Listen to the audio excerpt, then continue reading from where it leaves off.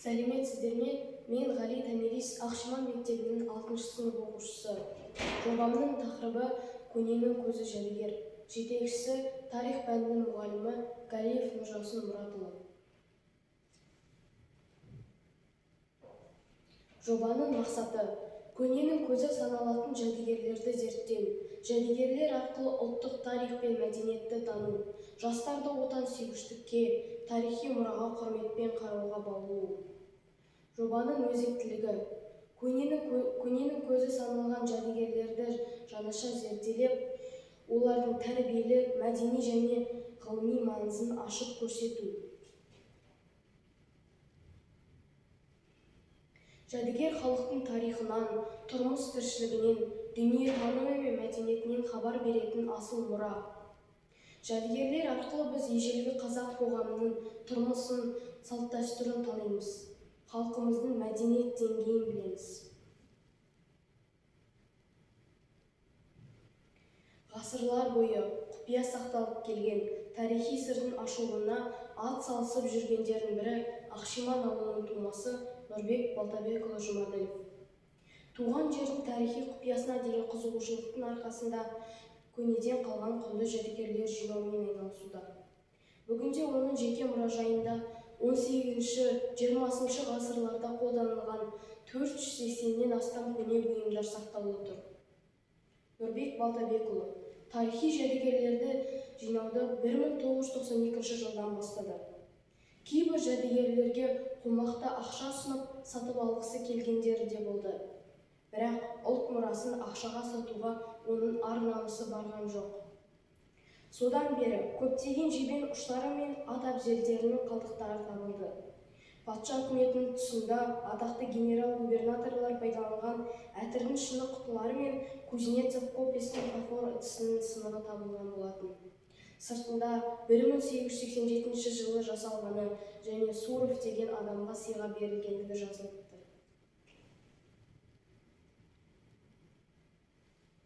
Қақпақтас тауынан 1999 жылы 18 ғасырға жататын жебен ұштары табылды. Біреуі соғысқа, екіншісі аң аулауға арналған. 1748 жыл жазуы бар дейінгі мыс ақша табылды. Бұл тиындар Ресей империясының құрамында халықтарда, соның ішінде қалмақтар арасында да айналымда жүрген. Қалмақтар Ресейдің ресми мыс ақшаларын қолданған. Семей уезінің түрме бастығының мөрі 18 ғасыр. Табылған жері Есілбайдың ескі жұрты 2000 жыл.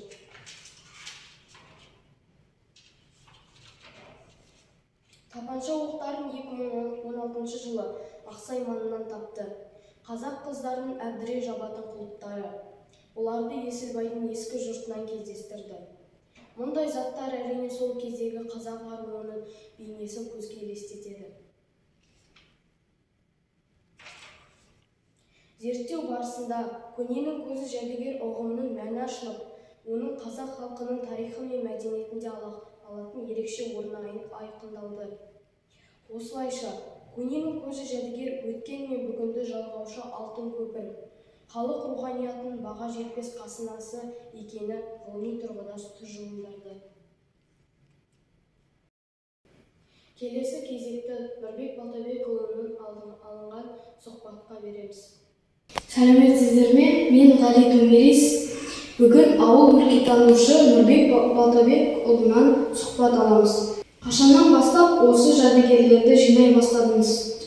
Мен Томирис, оны 29 жыл бұрын жинаймын. 29 осы ауылдың жәдігері болып табылады. Оның ішінде 90% осы ауылдан табылған жәдігерлер болып табылса, қалған 10% басқа өңірлерде, яғни азаматтың қолдарымен маған сыйға тартқан жәдігерлер болып табылады.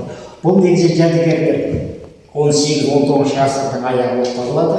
Бұл кәдімгі тасымал жәдігер болып табылады. Бүгінгі күнге дейін жәдігерлердің саны қанша? 480 коллекциям бар, ескі жәдігер. Оның ішінде құнды комиссияда көрсетейін.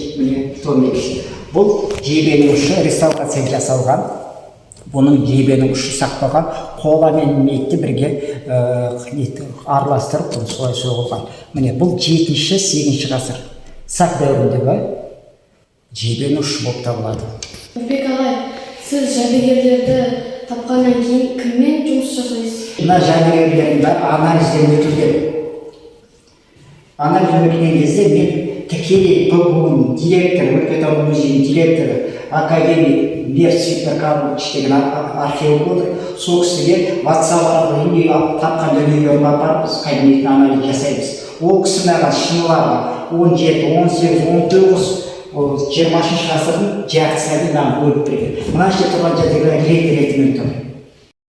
Томирис естеріңізде болсын, Аршинанның өмірі тас дәуірінен басталады. Оған дәлел міне жерде тұрған сол заманда темір болманда тастан пайдаланған заттар. Бұл адам баласы бұны пайдаланған жері қазуға, жаңа балық тазалауға. Бұны маған жаңа Виктор Карлович өзі әкеліп берді. Нұрбек Балтабекович, сізге үлкен рахмет. Сұрақтарыма жауап бергеніңіз үшін. Жұмысыңыз алға баса берсін. Жақсы. Сау болыңыздар.